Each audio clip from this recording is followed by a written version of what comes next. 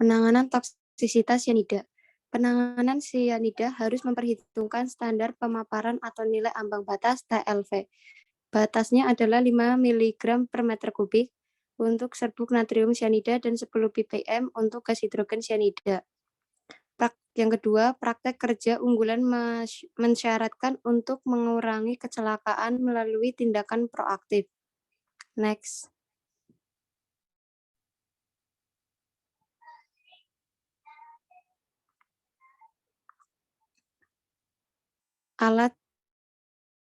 Macam alat perlindungan tersedia untuk setiap persyaratan penanganan sianida. Untuk bentuk sianida yang dapat dihirup, alat pernafasan seluruh wajah atau full face sebaiknya dipakai. Sianida dapat diserap melalui kulit, dan untuk sianida cair, pekerja sebaiknya memakai baju kerja yang dapat dibuang, sarung tangan PVC, dan sepatu boot anti air. Karena persyaratan penanganan sianida berubah dari waktu ke waktu. Rekomendasi MSDS dan PPE sebaiknya digunakan untuk memastikan prosedur dan peralatan yang tepat. Para pekerja harus mencuci tangan mereka sebelum makan, minum, atau merokok, dan sebelum mengoleskan lotion seperti tabir surya. Aktivitas-aktivitas ini tidak boleh dilakukan di tempat penggunaan atau penyimpanan sianida. Pakaian atau peralatan pelindung yang telah terkontaminasi harus dibuang secara aman atau dicuci sebelum disimpan dan digunakan kembali. Penanganan keracunan sianida dapat dibedakan menjadi 2 kategori, di mana keduanya harus dilakukan secara cepat dan efisien oleh petugas yang sudah terlatih dan berseragam lengkap. Next.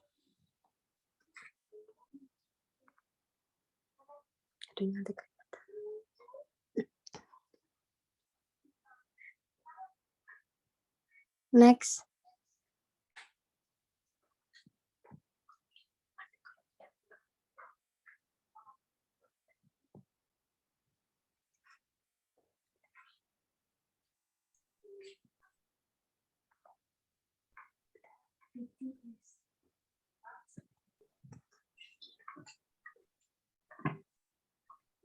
Oke, maaf ya Ibu baru masuk kembali tadi ke pending.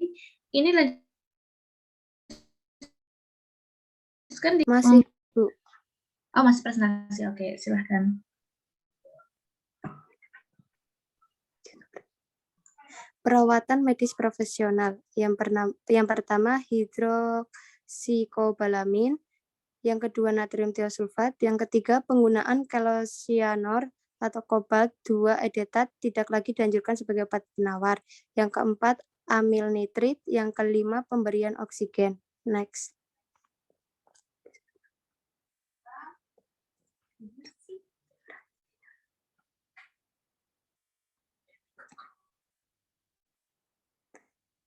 Contoh kasus penentuan dan detoksifikasi sianida dalam taling tambang emas, sebuah tinjauan. Artikel ini mengulas penentuan dan detoksifikasi sianida yang ditemukan dalam taling tambang emas. Sebagian besar sianida tetap berada dalam larutan atau bubur setelah proses sianida. Spesies sianida dalam taling emas diklasifikasikan sebagai sianida bebas, disosiasi asam lemah, dan kompleks metalosianida. Beberapa metode seperti kalorimetri, titrimetri, dan elektrokimia telah dikembangkan untuk menentukan konsentrasi sianida dalam limbah tambang emas. Penerapan metode fisik, alami, biologis, dan kimia untuk mendetoksifikasi sianida hingga batas yang diizinkan yaitu 50 sampai 1 dapat dicapai bila komposisi kimia sianida yang ada di dalam tali diketahui. Tingkat konsentrasi sianida menentukan dampaknya terhadap lingkungan. Individu yang terpapar sianida konsentrasi tinggi kemungkinan besar akan meninggal dalam beberapa menit sejak terpapar. Next.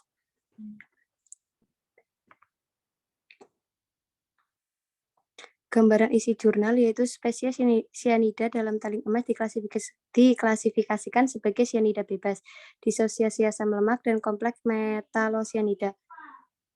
Penerapan metode fisik, alami, biologis, dan kimia untuk mendetoksifikasi sianida hingga batas yang diizinkan, yaitu 50 mg liter sampai 1, dapat dicapai bila komposisi kimia sianida atau jenis spesies yang ada dalam tailing diketahui. Tingkat konsentrasi sianida menentukan dampaknya terhadap lingkungan. Individu yang terpapar cyanida konsentrasi tinggi kemungkinan besar akan meninggal dalam beberapa menit sejak terpapar. Toksisitas cyanida dapat terjadi melalui inhalasi, oral, dan kontak dermal. Kehadiran ion cyanida dalam tubuh menghambat pengambilan oksigen oleh sel, mengakibatkan hipoksia. Kondisi yang memungkinkan penumpukan asam laktat di dalam sel. Ini terjadi ketika cyanida bergabung dengan sitokromoksidase untuk mencegah enzim bereaksi. Selanjutnya, respirasi seluler tidak dapat berlangsung. Next.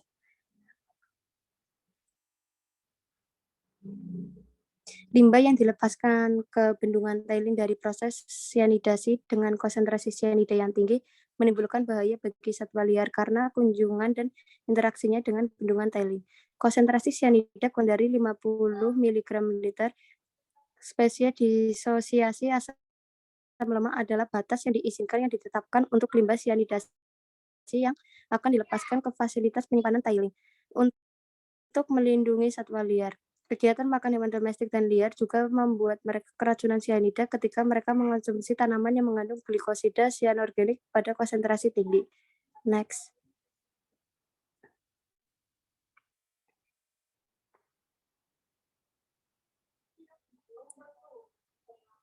Penanganannya yang pertama yaitu detoksifikasi cyanida. Prosedur detoksifikasi alami yaitu pertama, prosedur detoksifikasi alami membutuhkan biaya operasional yang rendah dan tidak menghasilkan prosedur alami melibatkan menempatkan larutan limbah cyanidasi atau bubuk di TSF dan membiarkannya terpapar pada kondisi lingkungan alami untuk jangka waktu yang lebih lama. Yang ketiga, prosedur detoksifikasi alami melibatkan proses seperti volatilisasi, hidrolisis, fotodegradasi, disosiasi, oksidasi kimia dan bakteri, dan pengendapan untuk mengubah cyanida menjadi cyanat. Prosedur klorinasi alkali yaitu digunakan untuk mendetoksifikasi limbah yang mengandung cyanida dalam larutan. Klorinasi alkali mampu mengurangi konsentrasi cyanida ke batas terendah yang dapat diterima.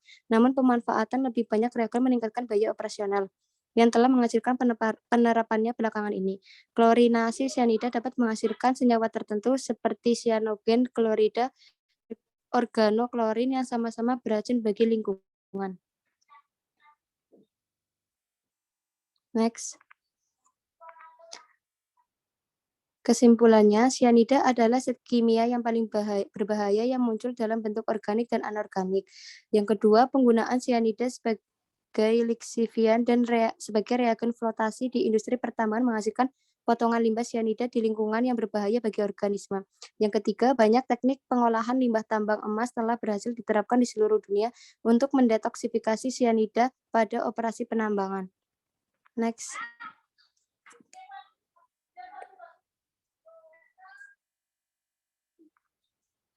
Next.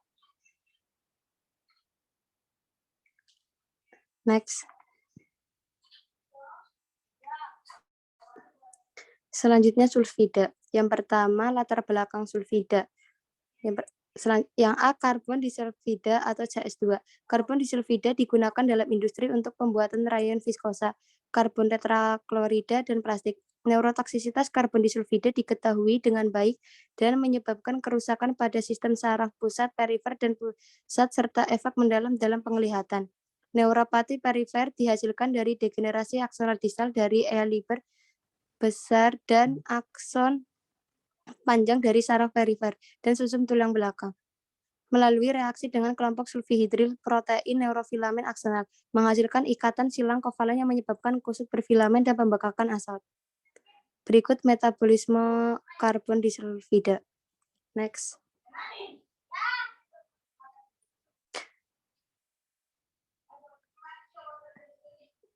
Metabolisme karbon disulfida dimetabolisme oleh sistem oksidasi fungsi campuran atau MFO menjadi sulfur atom karbonil sulfida dan HS. Reaksi CS dengan sulfihidril atau GSH menghasilkan tritiokarbonat yang dapat membentuk thiazoinid 2-tion-4 karboksilik asid atau TTCA dari karbon disulfida dengan gugus amino dari asam amino menghasilkan turunan dithiokarbonat yang dapat bersiklisasi untuk menghasilkan 2-tio-5-thiazoldinon. Reaksi cysteine amina juga dapat menghasilkan TTCA-CS juga di metabolisme di hati oleh P450S menjadi perantara oksigen yang tidak stabil yang secara spontan menghasilkan atom sulfur karbonil sulfid dan CO2. Next.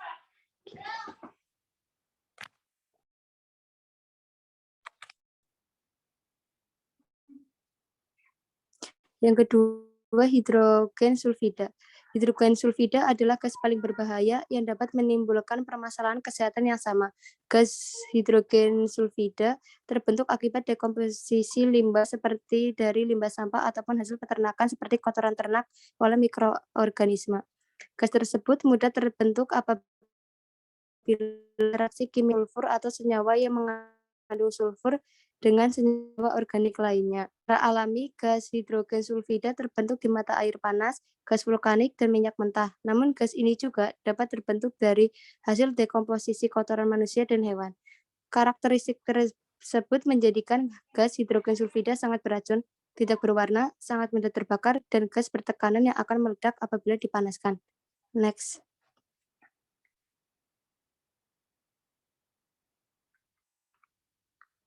Berikut karakteristik gas hidrogen sulfida. Berat molekul 34,1 Dalton, titik didih negatif 60,33 derajat Celcius, titik uap 5.600 mmHg pada suhu 25 derajat Celcius, massa jenis 1.539,2 gram per liter pada suhu 0 derajat, kelarutan mudah larut dalam air, flammability mudah terbakar dan eksplosif. Next.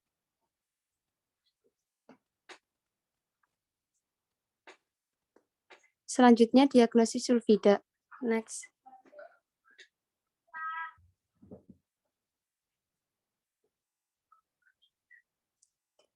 Untuk menentukan diagnosa bahwa seseorang terkena toksik gas hidrogen sulfida, maka diperlukan hal-hal sebagai berikut. Yang pertama, anamnesa kontak antara korban dengan sulfida atau yang dicurigai sebagai sumber sulfida. Yang kedua, ada gejala dan tanda keracunan sulfida.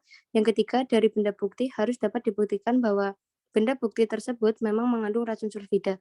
Yang keempat, dari bedah mayat dapat ditemukan adanya perubahan atau kelainan yang sesuai dengan keracunan sulfida dan tidak ditemukan adanya penyebab kematian lain. Yang kelima, analisa kimia atau pemeriksaan toksikologi harus dapat dibuktikan adanya racun sulfida dan atau metabolitnya dalam tubuh atau cairan tubuh korban secara sistemik. Next. Selanjutnya, efek toksik sulfida.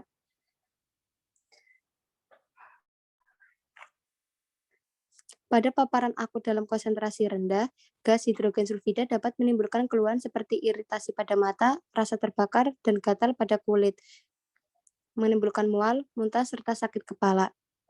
Yang kedua, pada sistem pernapasan, efek paparan akut gas hidrogen sulfida dalam konsentrasi rendah, yaitu kurang dari 50 bds, dapat menyebabkan iritasi cepat pada hidung, tenggorokan, dan saluran pernapasan bawah. Iritasi pada sistem pernapasan ini ditandai dengan manifestasi seperti batuk, napas cepat, bahkan pendarahan pada bronkus dan paru-paru. Pada efek paparan kronis, inhalasi gas tersebut dalam kadar rendah, yaitu kurang dari 10 bds. Dalam waktu 1 tahun atau lebih, juga banyak menimbulkan keluhan pada sistem pernapasan seperti yang telah disebutkan. Next.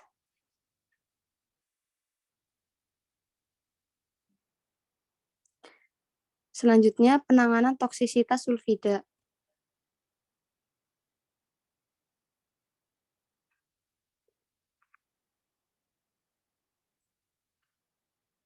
Penanganan secara umum untuk seseorang yang keracunan sulfida yaitu yang pertama, memindahkan korban dari daerah terkontaminasi ke tempat dengan udara segar.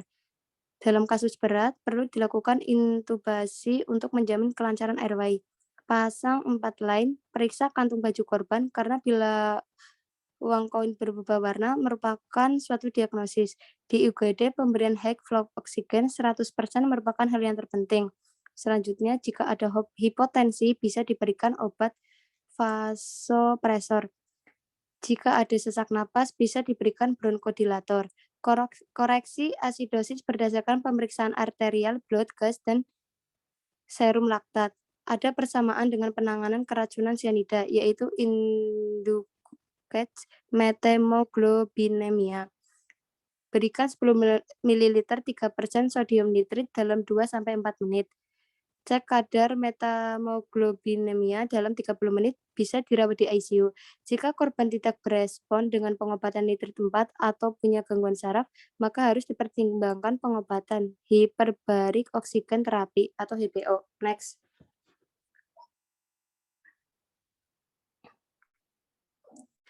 Contoh kasus sulfida.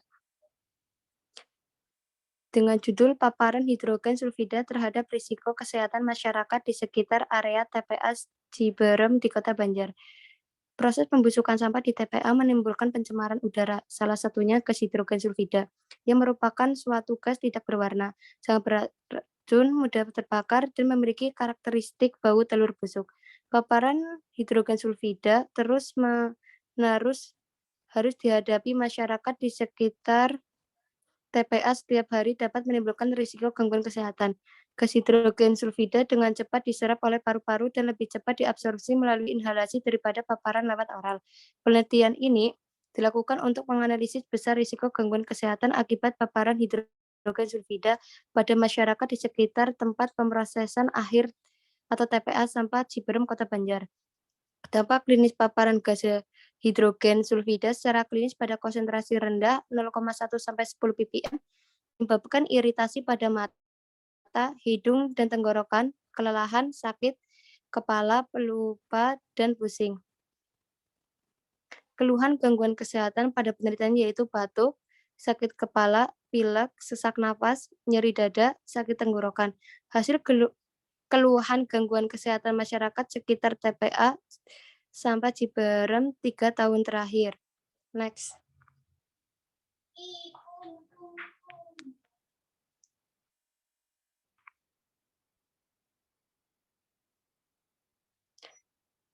Berikut tabel keluhan gangguan kesehatan masyarakat sekitar TPA sampah Ciberem. Next.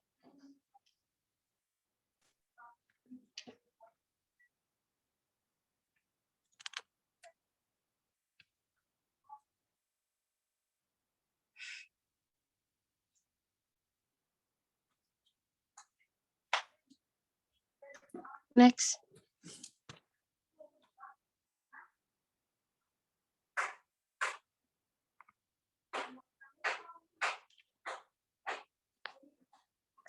Next.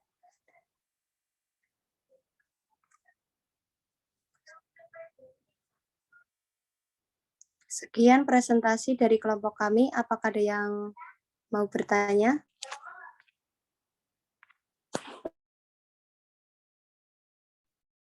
Izin bertanya, saya Anis Fitria Yuliani, NIM 190105011. Bagaimana mekanisme gas H2S dapat menyebabkan asfiksia? Terima kasih.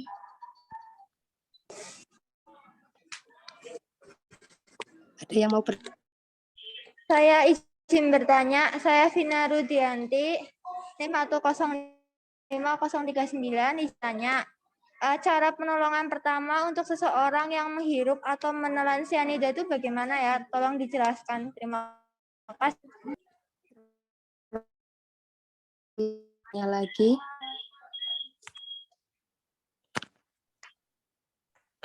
Saya izin bertanya. Ramestika Nur Asmi Ramadhani, NIM 19.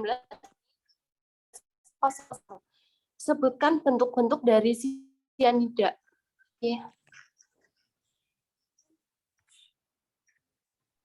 Oke, selanjutnya untuk kelompok 9 bisa menjawab pertanyaannya yang tadi.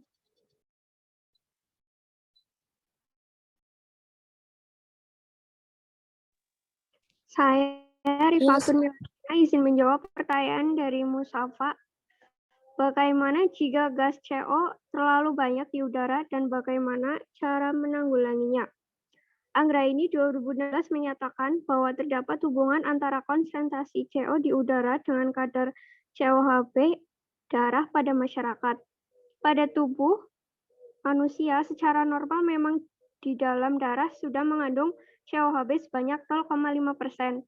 Hal tersebut diakibatkan oleh proses pemecahan komponen hemoglobin dalam darah itu sendiri, ditambah dengan konsentrasi CO di udara yang rendah. Tetapi apabila konsentrasi CO di udara tinggi, maka dapat menyebabkan keracunan gas CO. Bagaimana cara menanggulanginya? Sudono 2001 menyatakan bahwa ada beberapa cara penanggulangan jika gas CO2 terlalu banyak di udara, yaitu 1. Kontrol emisi kendaraan bermotor, 2. Kontrol sumber emisi stasioner, 3. Penghindaran reseptor dan lingkungan yang tercemar. Terima kasih.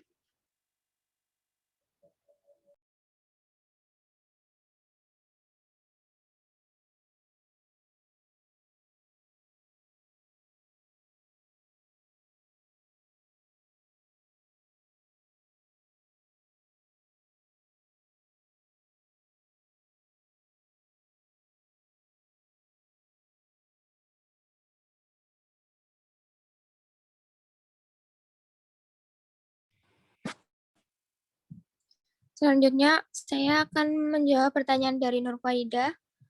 Apakah pertolongan pertama pada keracunan gas karbon monoksida?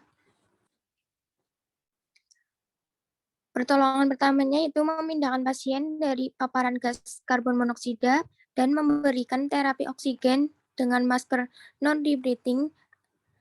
Intubasi diperkirakan pada pasien dengan penurunan kesadaran dan untuk proteksi jalan nafas.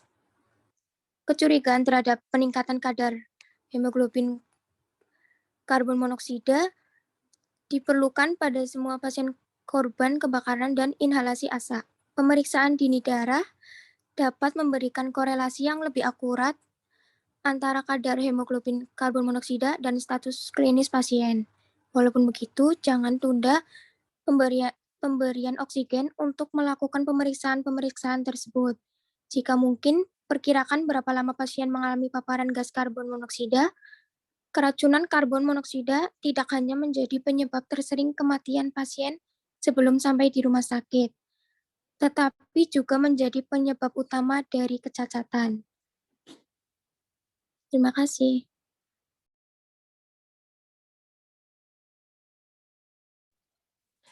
Saya izin menjawab pertanyaan dari Yulinda Eka Pratiwi. Apa saja pemeriksaan yang dilakukan untuk mengetahui seseorang terkena toksisitas karbon monoksida? Yang pertama, pemeriksaan laboratorium. Analisa kadar karboksi hemoglobin dilakukan menggunakan alat khusus, menggunakan alat ukur spektrometer yang khusus. Pemeriksaan gas darah arteri juga diperlukan. Yang kedua, pemeriksaan imaging, fototorak. Pemeriksaan fototorak perlu dilakukan pada kasus-kasus beracun gas dan saat terapi oksigen hiperbarik diperlukan. CT scan, pemeriksaan CT scan kepala pada kasus keracunan berat gas karbon monoksida atau bila terdapat perubahan status mental yang tidak pulih dengan cepat. Selanjutnya, pemeriksaan lainnya menggunakan elektrodiogram dan pulse oximetry. Terima kasih. Oke, terima kasih. Selanjutnya untuk kelompok 10 bisa menjawab pertanyaannya. Karena kan waktunya sudah mau habis.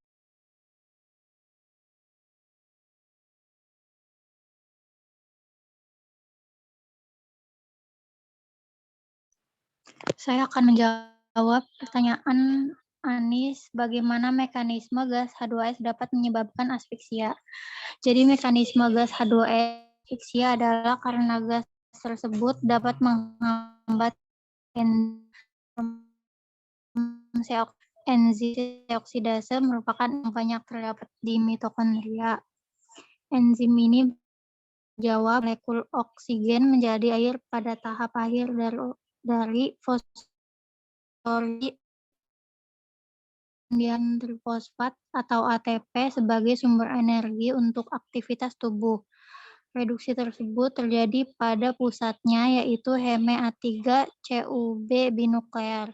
Enzim sitokrom oksidase pada organ-organ yang membutuhkan oksigen dalam banyak jantung dan terutama pada otak.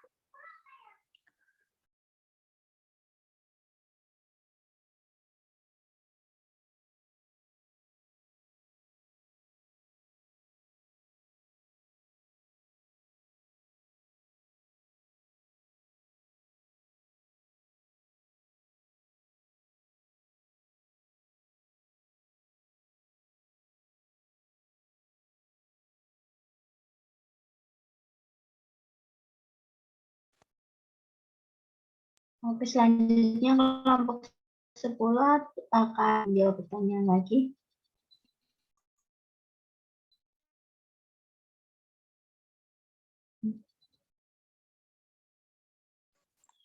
Ya, saya akan menjawab pertanyaan dari Prames.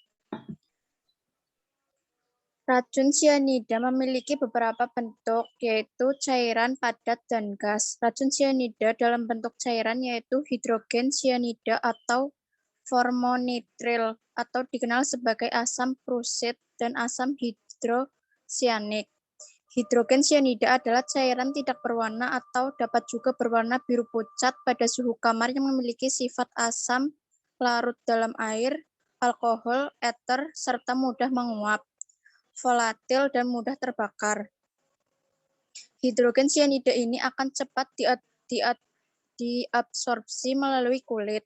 Racun sianida dalam bentuk padat ialah sodium sianida dan potasium sianida yang berbentuk serbuk dan berwarna putih.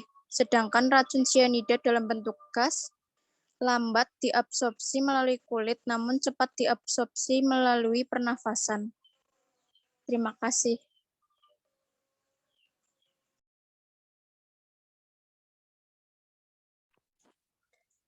Saya akan menjawab pertanyaan dari Vina. Cara penolongan pertama untuk seseorang yang menghirup atau menelan sianida. Yang pertama, berikan oksigen atau bawa ke tempat terbuka dengan udara segar. Yang kedua, jika tidak bisa keluar dari tempat paparan, jaga tubuh tetap berada serendah mungkin. Jika memungkinkan, tetap sejajar dengan tanah. Selanjutnya, apabila terjadi kesulitan bernapas atau berhenti bernapas, lakukan CPR khusus dengan tangan. Sementara untuk dewasa, lakukan CPR yang khusus untuk orang dewasa. Terima kasih.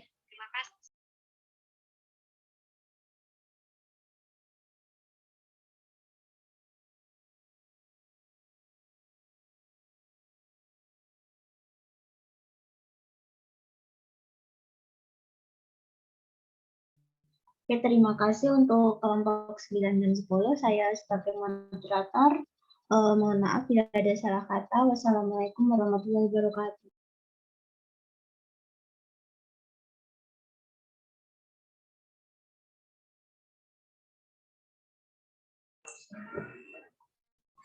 Oke, sudah ya. Ada beberapa komentar dari Ibu. Itu yang kelompok sulfida. Tadi ada, sebenarnya banyak sekali ya. Jika ada hipotensi diberikan obat vasopresor. Obat vasopresor itu jumlahnya apa? Dosisnya berapa untuk dewasa? Terus kemudian masing-masing tolong sebutkan di kelompok detail ambang untuk dosis keracunan sianida, sulfida, atau karbon monoksida itu berapa. Kemudian untuk sianida jelaskan dengan detail detoksifikasi alami pada sianida. Coba tolong tampilkan kembali. Atau nanti bisa dikerjakan di PPT ya. Nanti malam bikin ke saya. Tentang tadi detail detoksifikasi alami pada sianida. Tadi ada endapan bakteri dan lain-lain. Silakan nanti dituliskan di PPT-nya. Nanti malam dikirim ke Ibu ya. Untuk pertanyaan dari Ibu, dari teman-teman juga, nama dan email dicantumkan. Begitu? Ada pertanyaan lagi?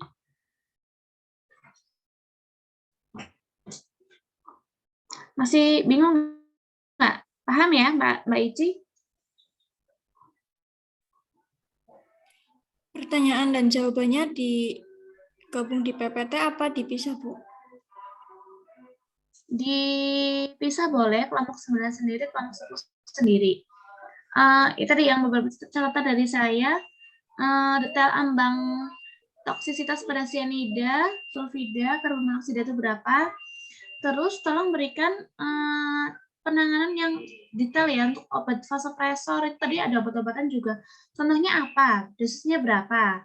Terus jelaskan dengan detail detoksifikasi alami pada sianida. Tadi kan ada yang di sianida ada tuh detoksifikasi alami yang di slide sebelah kiri itu. dijelaskan dengan detail, misalkan dengan larutan atau dengan endapan atau apa tadi. Saya masih kurang nangkep gitu, seperti apa maksudnya, gitu ya. Terus kemudian kalau ada yang dari kasar ditambahkan untuk mekanismenya. Begitu saya rasa cukup ya. Boleh nanti malam atau maksimal besok pagi dikirimkan ke saya dan diupload di Skalsa. Begitu saya rasa sudah cukup. Wassalamualaikum warahmatullahi wabarakatuh. Rekamannya tolong di-upload di YouTube, linknya dikirimkan ke saya Mbak Ici. Baik, Bu.